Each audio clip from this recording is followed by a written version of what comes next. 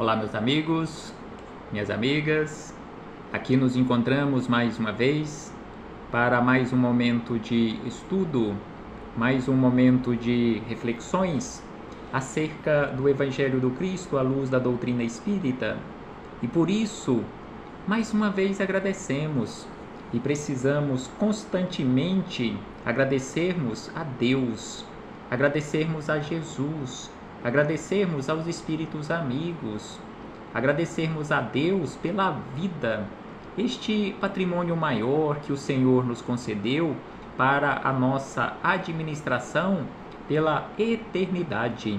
Agradecermos a Deus por ter nos concedido constantemente oportunidades para a nossa melhoria, oportunidades para o nosso crescimento, oportunidades para a nossa transformação em criaturas melhores.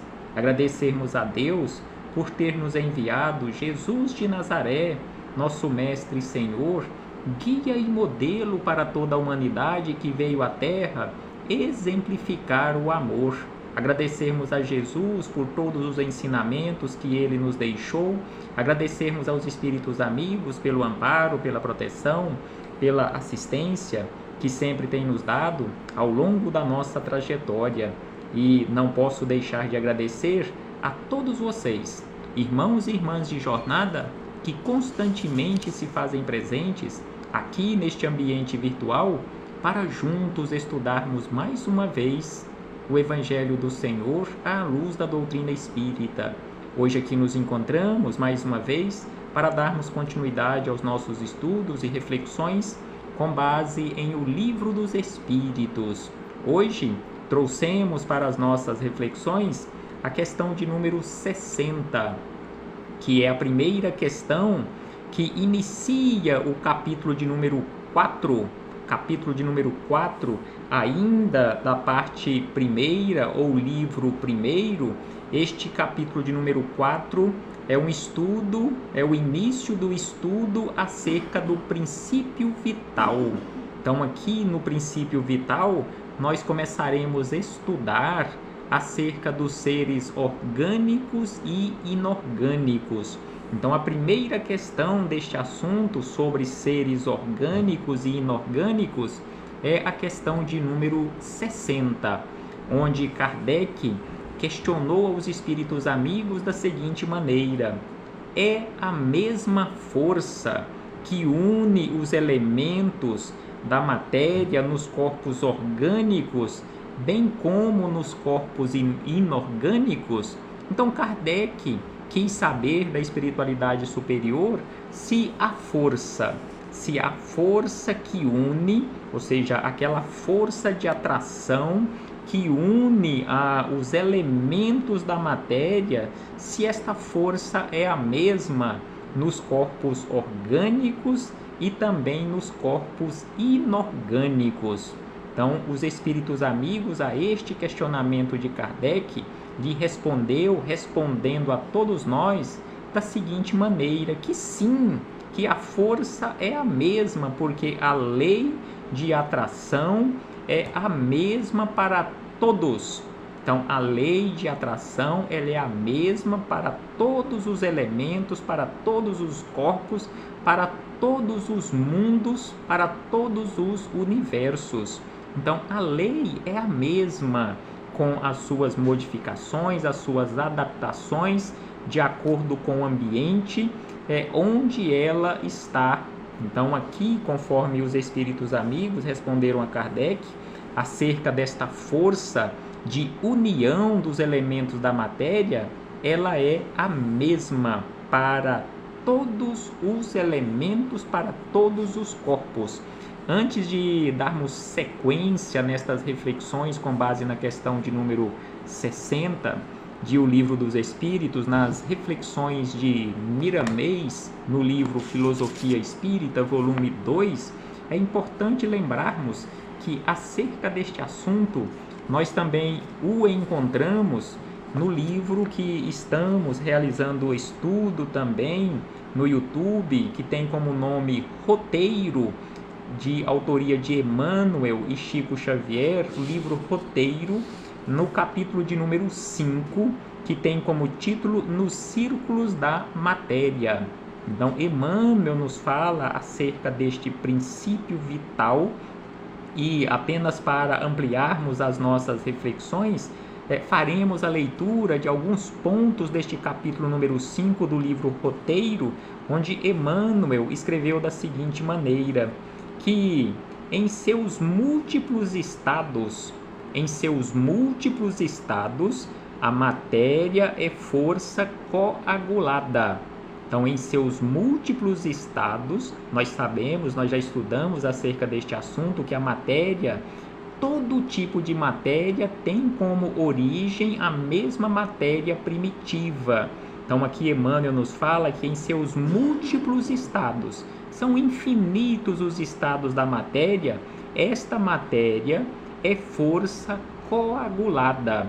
Assim como André Luiz nos fala que a matéria também pode ser classificada, pode ser chamada de energia coagulada dentro de extremas faixas dinâmicas, guardando a entidade mental de tipos diversos em seu longo roteiro evolutivo. Então, aqui ele falando da entidade mental neste longo roteiro evolutivo, o princípio inteligente ou espírito ainda naquela condição de E minúsculo, onde ainda não adquiriu uma identidade, não adquiriu uma individualidade neste longo roteiro evolutivo.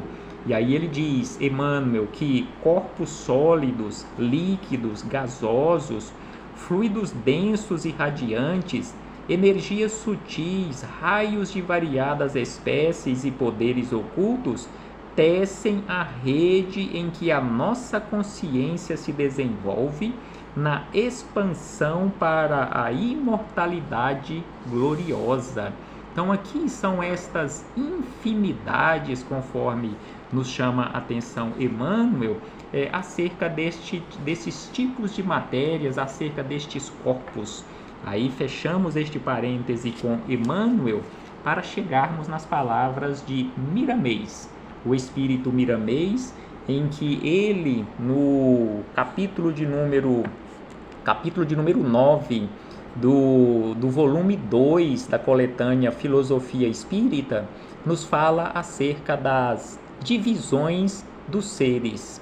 Então, refletindo e explicando, ampliando as explicações, os esclarecimentos da questão número 60 de O Livro dos Espíritos, Miramês diz da seguinte maneira, que as divisões dos seres,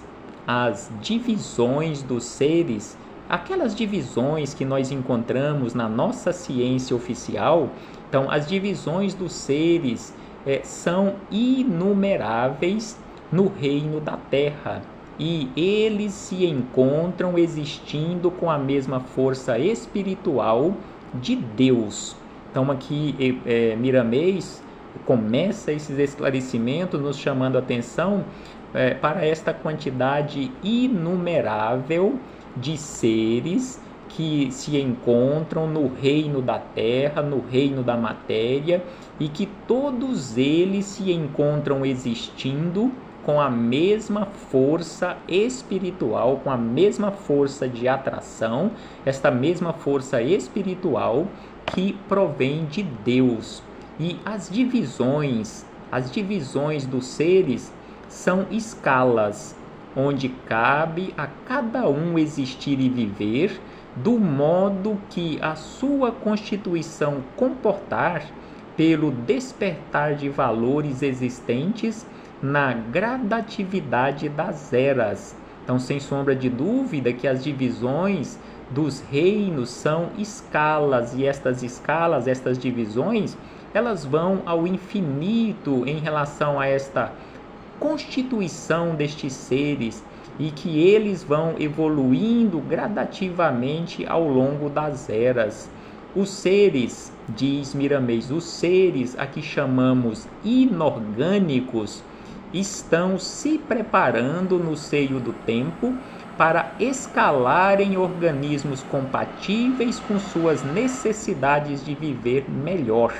Então aqui ele nos lembra que todos os seres que nós os classificamos, a nossa ciência classifica como seres inorgânicos, aqueles que não têm vida própria ou que nós achamos que não têm vida própria, não têm movimento próprio, todos eles estão realizando uma caminhada, estão se preparando no seio do tempo para alcançarem organismos orgânicos, organismos compatíveis com suas necessidades de viver melhor.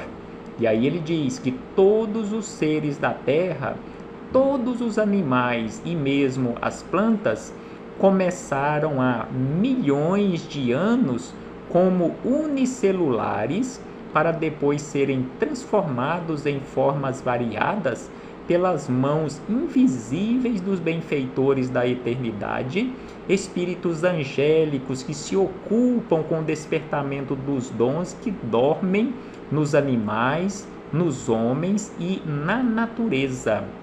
Então, todos nós realizamos esta caminhada desde a condição de minerais, de vegetais, de animais. Então, uma caminhada que começou há milhões, quiçá há bilhões de anos.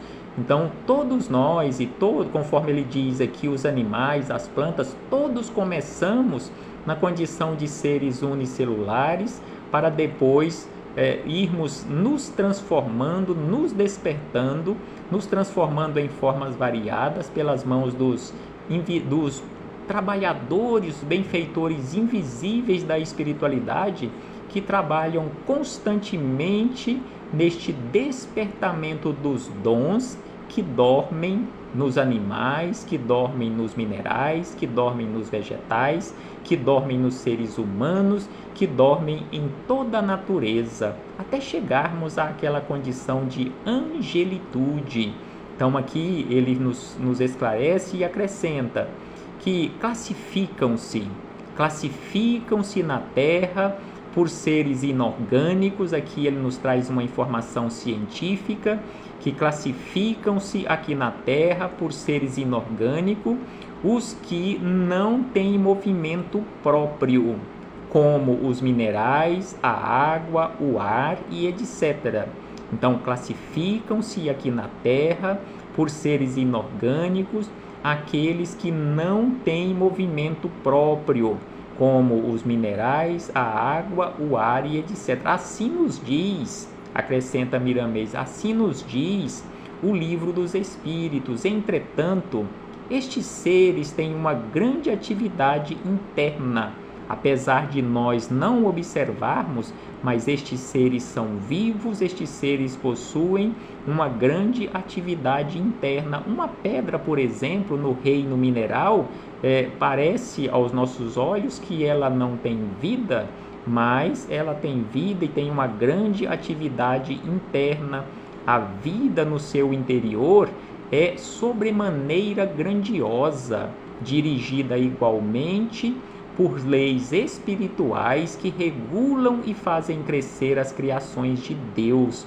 Então, tudo tem vida, mesmo que nós não consigamos observar, tudo tem vida, tudo tem uma atividade enorme na sua vida interior, e conforme ele diz aqui, e sobremaneira grandiosa, que é dirigida igualmente por leis espirituais que regulam e fazem crescer as criações de Deus. O espírito, ainda espírito com E minúsculo, na condição de princípio de inteligência ainda a desabrochar, passa por uma fileira interminável. Então aqui Miramês nos fala que o espírito ou princípio inteligente passa por uma fileira interminável para alcançar a razão que é atributo que veio se transformando nesta viagem por leis que ativam e regulam as qualidades da alma. Então vamos fazendo esta caminhada, e já fizemos, muitos de nós já fizemos esta caminhada até chegarmos a esta condição de idade da razão, alcançarmos este atributo que veio se transformando nesta imensa viagem ao longo do tempo e do espaço. Então, assim nos esclarece Miramês e acrescenta que os seres que têm movimento próprio se encontram em uma escala mais elevada de vida. Então aqui ele começa nos falando, acrescentando na forma de informações, acerca daqueles que têm movimento próprio. Falou acerca dos que não têm movimento próprio, ou seja, os seres inorgânicos, e aí ele chega nos seres com movimento próprio, onde ele começa nos falando acerca dos vegetais. Aí ele destaca em especial uma árvore.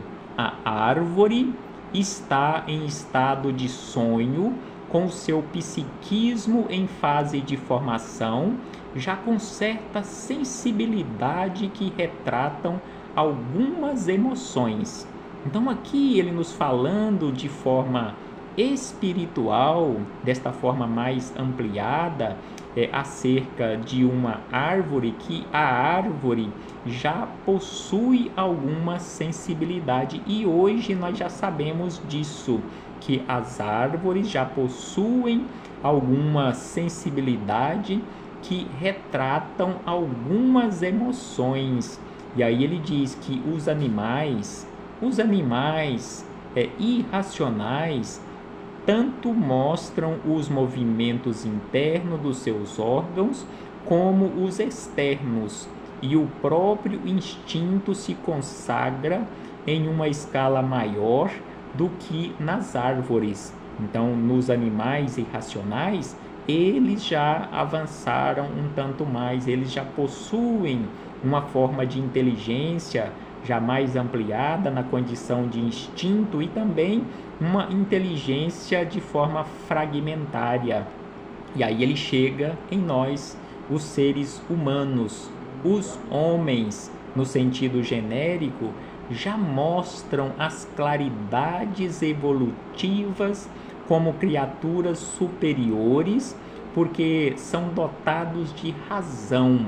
Então aqui nesta caminhada que iniciamos lá no reino mineral, passando pelo reino vegetal, chegando ao reino animal, até chegarmos ao reino hominal.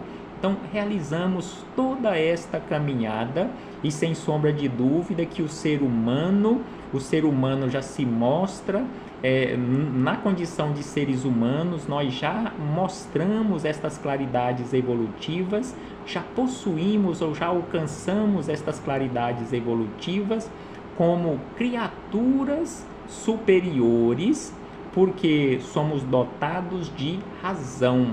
E aí ele diz que nesses, ou seja, nos seres humanos, nesta raça humana, a inteligência se manifesta pela força da evolução.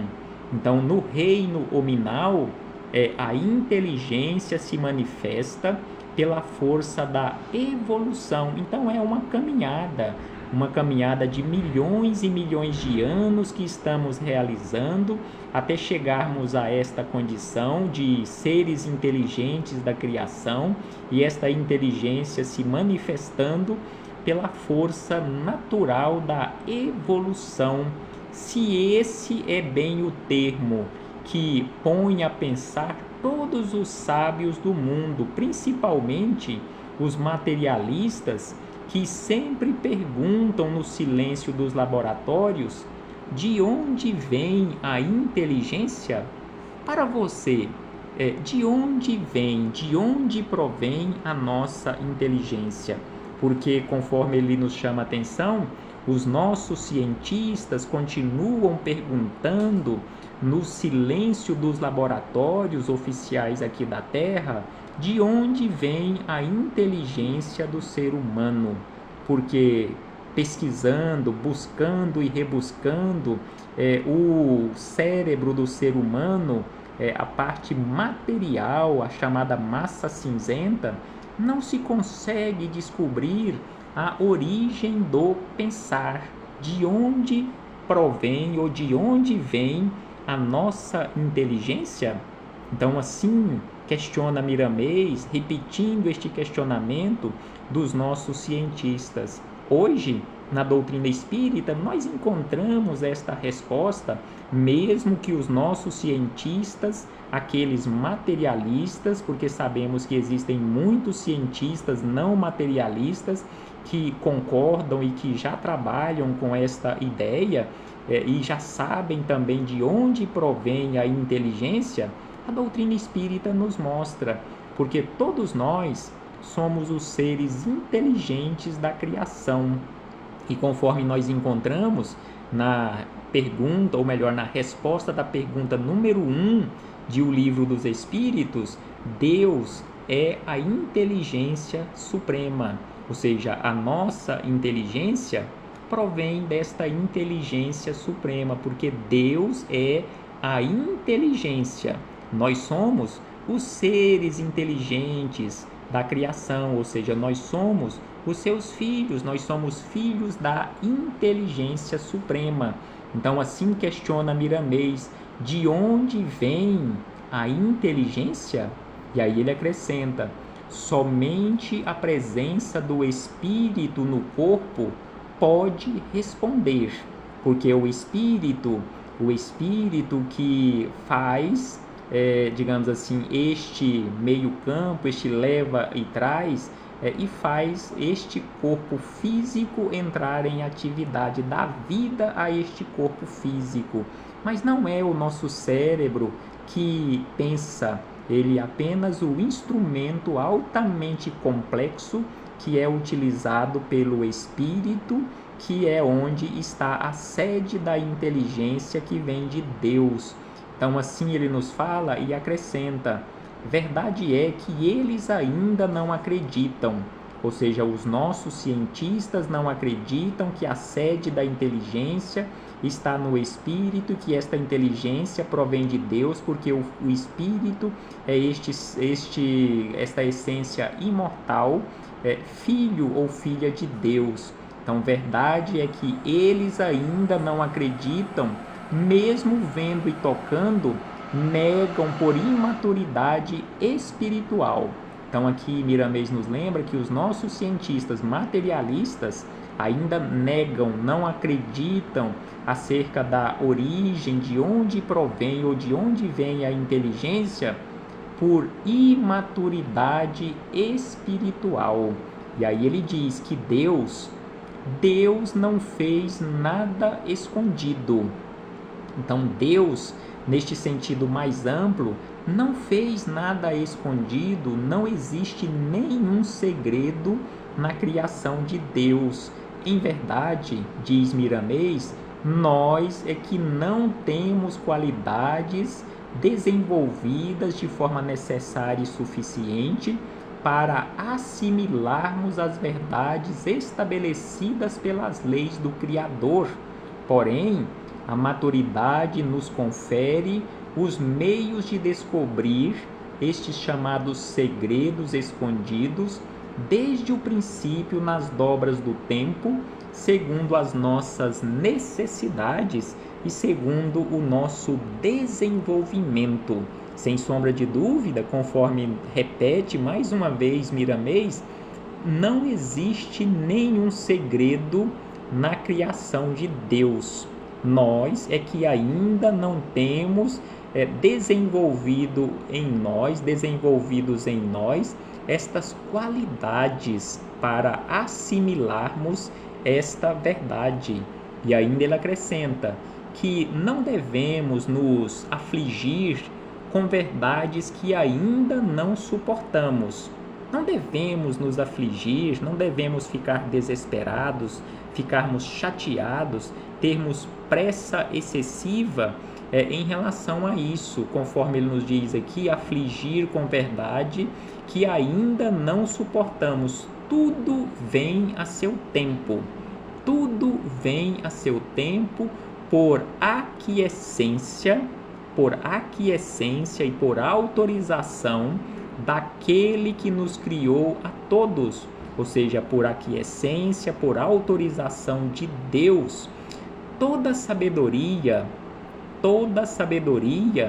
parte de Deus, ou seja, a nossa inteligência provém da inteligência suprema, porque toda sabedoria parte de Deus, todo amor está nele, que é a fonte. Então, toda sabedoria, todo amor provém de Deus, que é a fonte.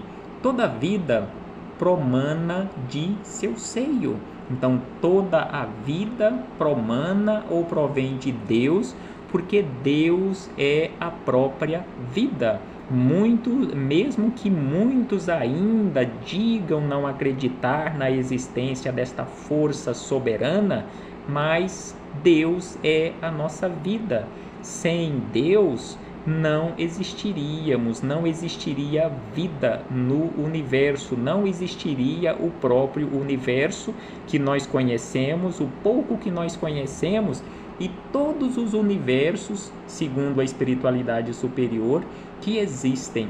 Então, assim nos fala Miramês e acrescenta que os homens não devem desprezar nenhum dos reinos da natureza, nem se afastar de nenhuma das raças suas irmãs. Então não devemos desprezar nenhum reino da natureza, nem tampouco nos afastar de nenhuma das raças que são todas nossas irmãs.